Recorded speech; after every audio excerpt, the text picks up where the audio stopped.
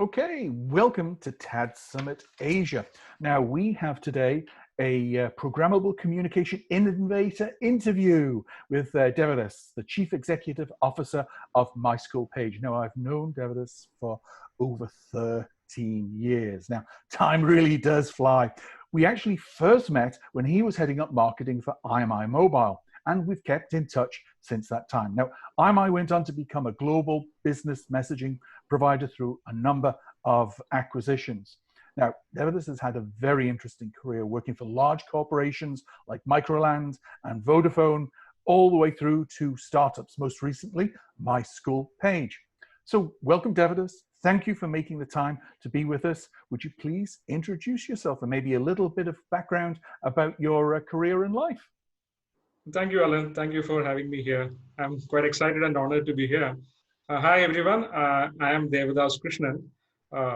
In short, you can call me Dev. I'm from Bangalore, India. I have over 22 years of experience across multiple sectors.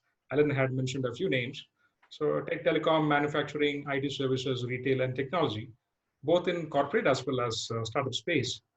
I currently lead MySchoolPage, an edtech startup that is solving the problem of finding the right tutoring solutions for the students worldwide. Excellent. Thank you so much. So, given the sort of varied background, what have been some of the greatest challenges you faced over the years? Well, good question, Alan. So there have been quite a few challenges across companies, sectors, across the roles I've handled. One thing is I like to try to take up the business challenges, and not specifically any technologies challenge or any specific operational challenges as an overall business challenge, whether it be turning around the fortunes of an organization or scaling up business or building teams. Building teams can be really a challenge. Developing new products for target markets, retaining and delighting customers, and improving the service quality. Sometimes these challenges can be singular or specific, or sometimes these can come quite as a package deal. For example, the last assignment where I was the chief executive of a B2B HR technology startup called Handytrain, all these challenges were there. So it was fun pivoting from a bespoke model. So we were developing custom software for customers to a SaaS model, which reduced our cost quite a bit, scaled up, helped us scale faster, hiring the right team, getting the revenues on board, which was a great thing because for 6 continuous months, we didn't have any revenues at all. So it was fun getting the revenues on board, signing up new customers, taking the product global. So multiple milestones, it was fun activity and great challenges. So it was never a road paved with flowers, right? It has always been a bumpy ride. We even integrated a full-blown communication suite in the platform at that point of time, which was the first time for Indian market. Interesting, interesting. And always it does, the challenges and successes seem to come hand in hand. It's like when you have a mountain to climb, that's when when you're at the top of it, you always sort of see that as the success. Now, I'm really interested because I'm seeing a lot of innovation in the education sector.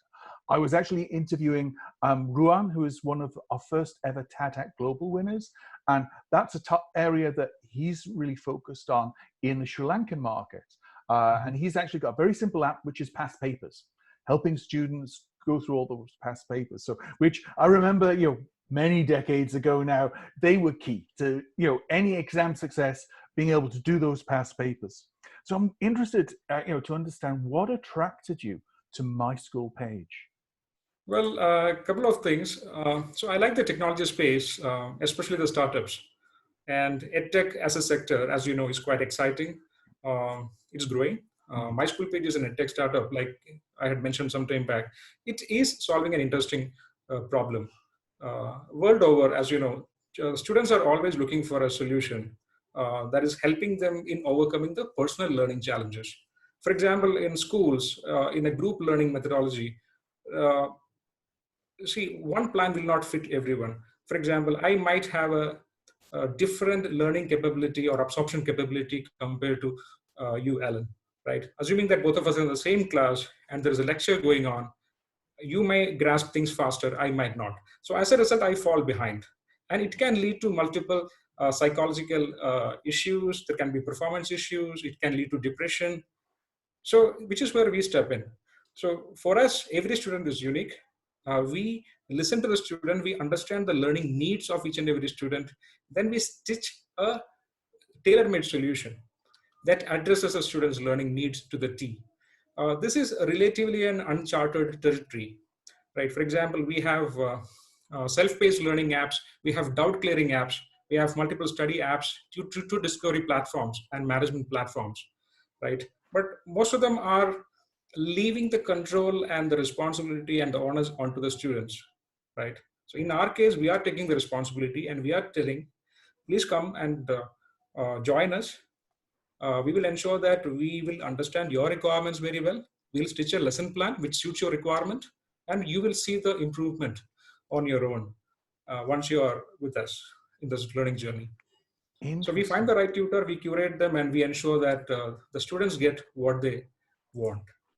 So this actually, all these factors actually led me to join MySchoolPage. And as you know, right, if you just to give you the, see, the research tells that the potential of this market is quite huge. As per the latest research, parents worldwide invest close to $120 billion every year, right, in the online education, spread across multiple different cuts. And with the COVID-19 pandemic looming large, this has only gone up, it has not come down, right? So the huge potential in the market and also the ability to change the futures and the course of education for the students. So these kind of things came together and I decided to take up this challenge. Oh yeah, I mean, the timing is, I mean, unfortunate, but also perfect at the same time. In that, I mean, as a parent, there are so many resources out there, but the quality control between them, it's tough. There are a few. I mean, I rely a lot on the school because the school now has had to put together online learning plans. But it's very, it's okay, but it's not ideal to my son's individual needs. So some things are great, like Epic for reading, great resource for being able to getepic.com to be able to get reading resources, but it's not that good for comprehension. In terms of, yes, he can read it, but do you really understand it? And then can he express what he's understood? So yeah, I just use that as a little personal example of the value in being able to tailor all the information, all the resources that are out there into something that meets the specific needs, and today, the specific online needs of a child. So yeah, it's really interesting to see. Now, part of TED Summit, of course, is focused on programmable communications, telecom APIs. You know what I'm talking about. We were talking about that 13 years ago. I'm just interested, given all your experiences over the years, if you've got any advice for entrepreneurs, for people that are looking at these particular technologies and how to use them successfully. Well, Alan, you know me very well. You've known me since last 13 years. I'm not a programmable communication technical expert, not even by a long shot, right? I'm more like a business person and a customer advocate. So I can, as a consumer of, I've always been a consumer of this programmable communications, right? Yeah. And a student of the same, this is what I would say. The communication is now democratized, right? Anyone can program them. All the APIs are there. It is almost reaching a no-code kind of a stage, right? You can program voice, calling, text, audio, video, you name it. Yeah. So what I would, this is not an advice, this is more like what I feel is required for the market, specifically in India. The developers who is working on this programmable communication pieces, you should focus solely on customer experience, features, integration, UX, and mobile, right? Build the things what the customers really care about, right? And focus on the user experience, which a typical software developer today is focusing on quite well, right? Today, what is seeing is you don't need a large organization to do that. Even a 2-developer code team or a hacker team can create a better customer experience than even a large company in the same domain, right? But having said that, India specific, there are some challenges and opportunities which I see. The opportunities is not different from the challenges. Actually, the challenges are giving way to the opportunities. So I see from my business perspective, first the challenges, we have a lot of regulatory challenges. For example, if you're developing something on the programming communication area, you should give extreme importance to the regulatory framework. For example, if I can make an IP call to another IP in India, but not to a PSTN, it is illegal to use a VoIP gateway in India, right? You cannot terminate a VoIP call to a landline or a PST line within India. Right? These are the real limitations imposed by the regulations. SIP trunking, for example, till some time back, it was not allowed in India. Now it is being allowed, though the service providers calls it a really weird name. They call it PRI over SIP. But again, regulations still apply there. Then we have some ground reality issues like bandwidth issues. So what I would suggest is take India as a test market, not the real market. Develop the applications around some of the user issues and problems here. Then take the product to the global market, right? And from a user case perspective, again, I'm talking completely from the MySchoolPage perspective. There are tons of it. For example, can I do event-based messaging, both predictive as well as reactive? This cuts across sectors and functions. It can be an HR function, for example, a new joinee coming in. Can I send him a welcome message? Can I send him an app download link automatically? It is connected to the HRMS, right? And just give an example of an HRMS system. Same way the finance system, right? So multiple things. Time and attendance, for example. In a remote working kind of a scenario, how does the programmable voice communications or location-based services work? Yeah. Virtual agents for sales and customer service. Today, I have a real requirement for this kind of a service, right? For example, I have a customer, I have a very small team. We are a 36-member team today. Most of them sitting out of India. And if a customer calls from US, where most of us are sleeping, can I have someone to almost interact with the customer as if there's a human being on the other end, yeah. Right? Can I send reminders and alerts to the customers and vendors? Can I do some upsell program from the back end, right? So replace the cumbersome and confusing IVRs. So today I was trying to reach my banking service partner. Unfortunately, I cannot get through. Right, I was caught in the quagmire of IVR commands and directions. Right. Yeah. So today we have AI and NLP there. Use this AI and NLP to get rid of this cumbersome IVRs. Right. Yep. Also, from MySchoolPage perspective, today we are dealing with multiple vendors for a similar or same solution. For example, we have separate vendors for an on-cloud PBX, an IVR, call storage, analysis, spam, fraud prevention, emails, analytics, CRM, marketing automation. And it takes a hell lot of time. So I'm thinking from a small team, 36-member team, out of that I have around 7 people in technology. Right? I'm taking the development time from them and putting them in the integration. Yeah. Right. Can we have a ready-made solution? Can I have a unified solution under one umbrella?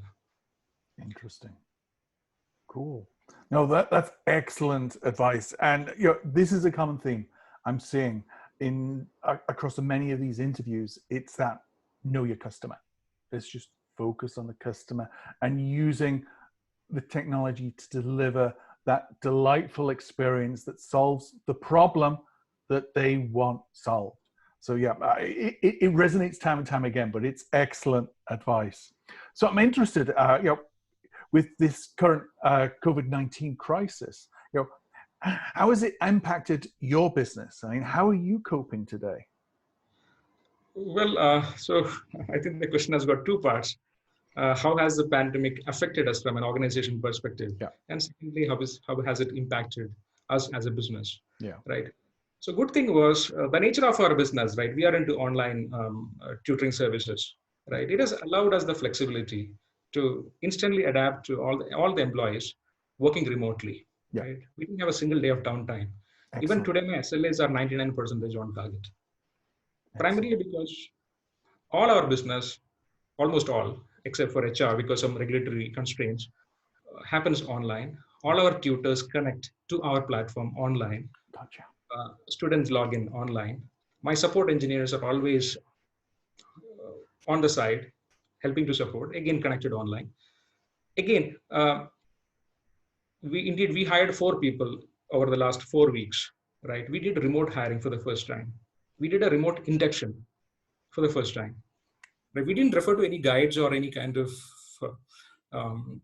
help or support from any third party. We used our own logic and we came out with this remote hiring and induction as well. A couple of things where we were very, very concerned was IT and data security from a remote workforce perspective. So we were very careful about that, and we ensured that these things are taken care of. From a business, so organization level, everyone is perfectly aligned. We have regular stand-ups, virtual stand-ups. We use video conferencing to ensure that everyone comes online, talk to us. We also give opportunity to people to air any concerns they have. Yeah. For example, one of the biggest challenges in remote, as you know, right? We don't see face-to-face. We have less physical interaction. If we are working in a brick and mortar office, we can just pass by each other and say, greet each other and all these things. These things are not possible in the virtual environment. So we are ensuring that the managers do that quite regularly, right? Sometimes it always helps the people on the other end to hear someone calling them and figuring out, how are you doing? Is everything okay? Right? Because there is a psychological impact in this lockdown, right? So all these things are happening. And from a business perspective, like you had mentioned rightly, we are in a business which has actually been buoyed by the current lockdown and the current situation. Earlier, it was more like a push from our side. Now we are seeing a lot of pull happening. The demand is happening on its own.